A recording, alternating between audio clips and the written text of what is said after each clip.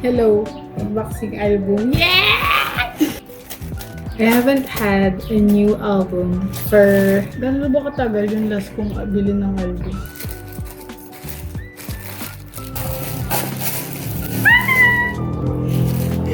Oh my God! Oh my God! Tagal ba nung walang album? Oh my God, nakakatawa. Thank you so much, Erica May. Thank you so much. Binarat ko pa yung seller dito eh. Pasensya na po. Tatlo naman ang binili ko, guys. Ayan na! Ayan na! Oh my God! I got it! Oh my God! Oh my God, I'm so happy! Ano tayong free dito? This is unofficial naman feeling ko. So, sino kaya to? 1, 2, 3, pak! Ha! Akala ko siya. Naguna ko nakita ko si Jong yun. Tapos akala ko si Jong yun. Tapos naging si Cheng. Tapos naging si Chewie pala. 6 years na akong once. Hindi ko pa rin minsan insert the infamous IG post na walang maka-figure out kung sino. Akala ko talaga si Mina yun. Sa Instagram. With youth. Yes. And so excited! Magsimula tayo sa pinakabago. Oh my God. 1, 2, 3, 4, 5, 6, 7, 8, 9. Siyam sila. Of course. This is very, talaga. 17 style. Pati yung kanta. And I wouldn't want it any other way. This time, I wanna love it. Yun lang ba? Gusto ko talaga makompete ang discography ng Twice. So, kahit sobrang luma na ng mga item binibili ko. Ang hirap ma-achieve noon na makompete ko ang kanilang discography kasi sobrang dami na lang nire-release sa isang taon. Lalo na 2017, 2018, 2019. Ah! Oh my God! You have the poster. Ay, hindi pala ito poster. Baliw. So, ayan. Oh my God, ganda.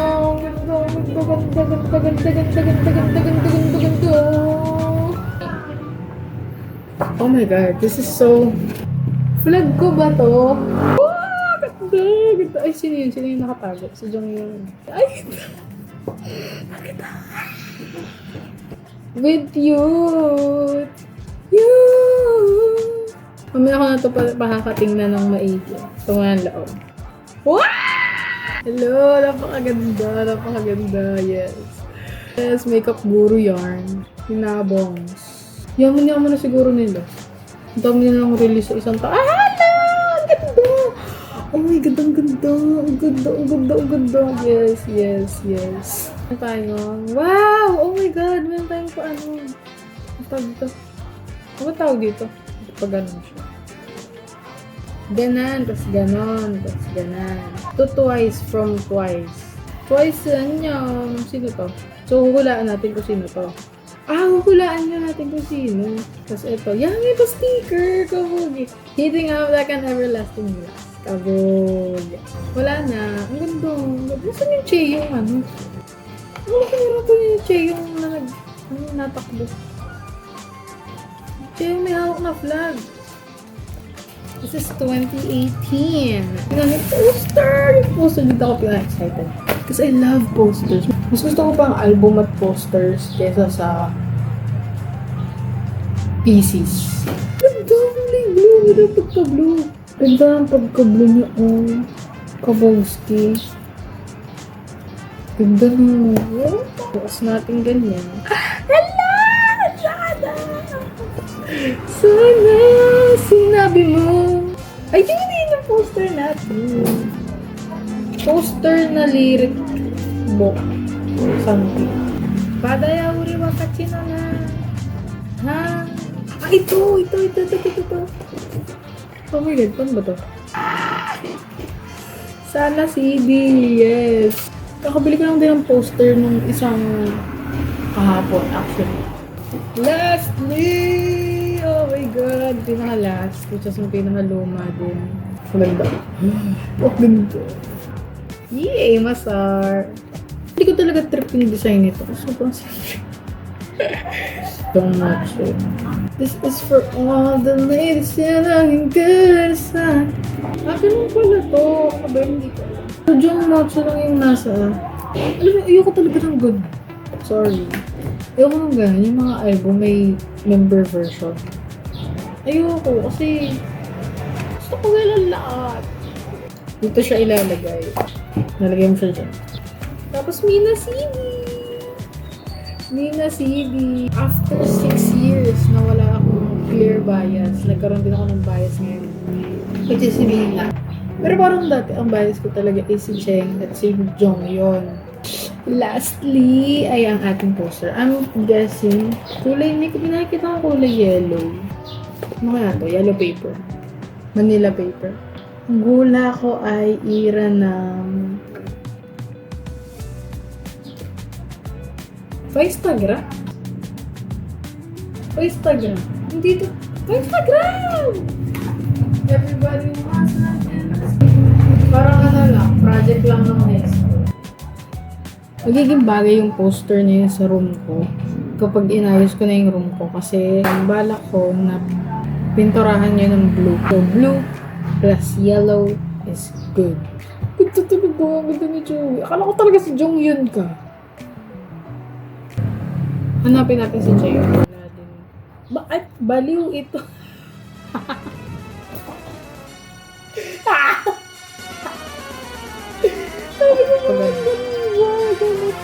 Ganon. Tapos ganon. Tapos ganon.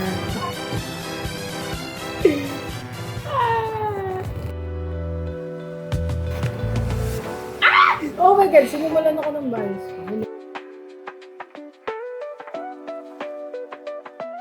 Si Cheng! Buti hindi na nila tinatago yung tattoo niya.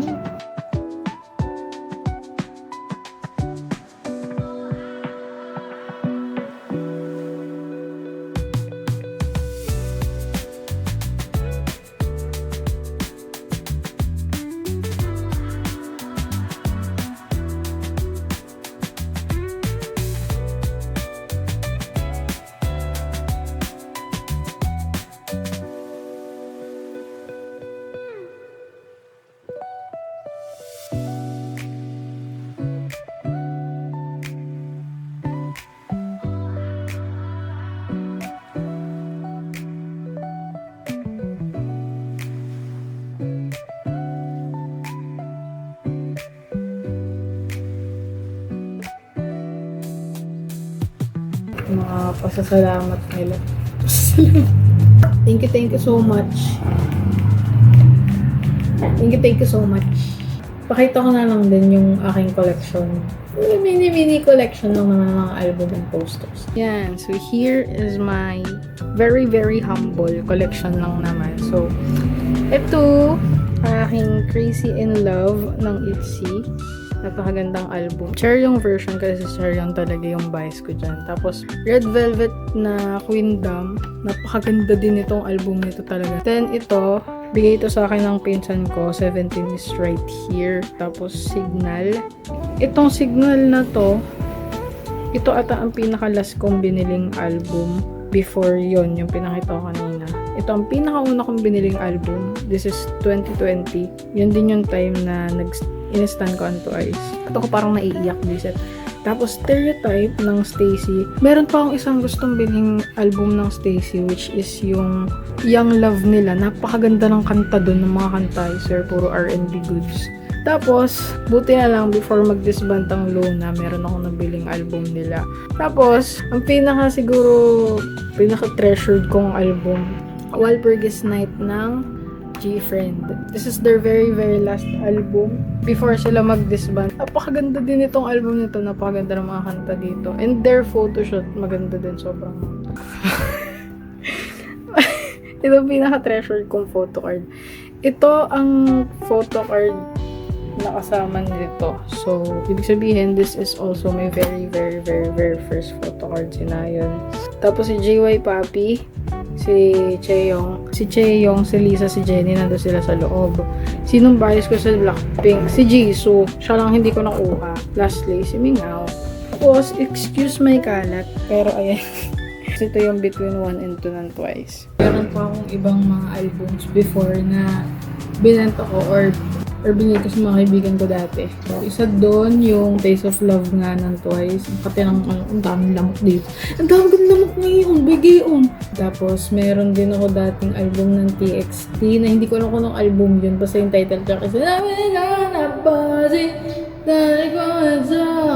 meron din ako dating album ng Weekly, yung After School. Binigay ko din sa kaibigan ko. Tapos the album yung binenta ko. So yun, 4 din sila. Yung sa rumor ni Gio, ni Chewy, tsaka ni Cheng, na aalis sila ng JYP. Sa totoo lang, parang hindi naman ako ganun ka-affected. Kasi, parang okay lang. Kasi, si Chewy, sobrang unti ng promotions niya. Tapos, si Gio, parang feel ko kaya niya gumawa ng sarili niyang entertainment. Sariling kumpanya. Sobrang tagal na din talaga. So, kayang-kaya na niya yun. Tapos, leader pa siya. Tapos si Cheng, parang feel ko kagaya din ni Chewy. Ganti lang din yung nakukuha ang promotion. Siyempre, masasad lang ako pag nag-disband na talaga sila. Kasi, no. Pero kung aalis ka lang ng JYP, parang feel ko okay lang. Ang ayoko lang mawawala talaga i-time ko twice. Magpahinga na din muna sila, Diyos ko po. Diyos ko makapanood pa kaya ako ng concert nila kung lagi na lang sila nag-world tour tsaka nagka-comeback, di ba? Into and mix ako these days, lalo na yung kanta nilang Heavy Serenade ba? Basta Serenade something, tsaka Loud. Ang ganda ng Loud, I swear.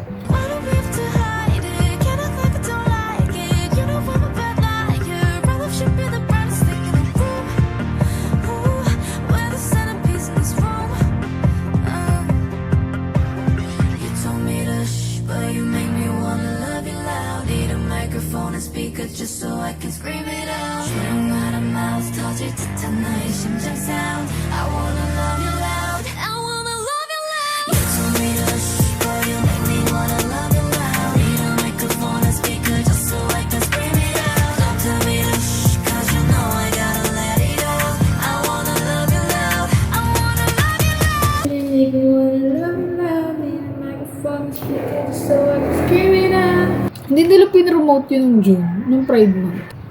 Ano pa? Itzy. I'm so sad for Itzy talaga.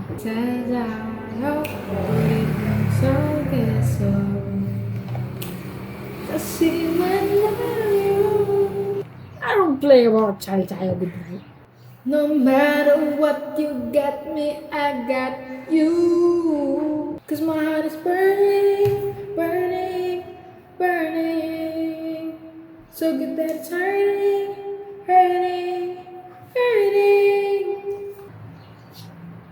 Ang puto. Freebie yan nung na-meet ko si Mingyu sa sneakers. Yung vlog ko na hindi ko pa rin tapos editin. Ilang months na yan. Mamaya magpapasok ka na, hindi ko pa rin na-edit.